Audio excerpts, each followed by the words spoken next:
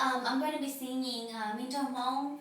I know that there's a lot of covers out there, and you won't go to but this song is dedicated to someone very special. You know who you are. Alright.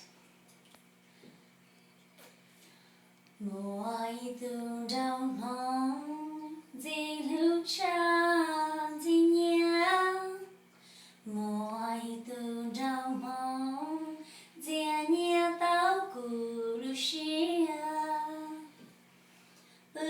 lo chi châu giò nó mò lo chi cá lò chúa xa nó có lưu chúa hai lưu chúa mò one day cô bự từ miền đông hông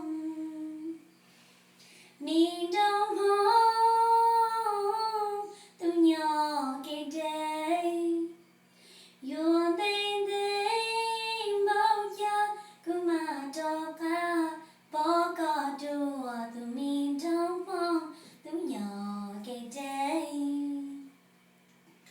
chỉ thầu con nhai mưa lưu xia nhỏ chi tu có tàu lý cha trao cứ lời họ đau mong chỉ thao cũng chỉ có chỉ xa mua cán đời chỉ xa mua hậu lửa chúa xa nhỏ y bóng đời nó có xa sáng tua tu mi đông hông.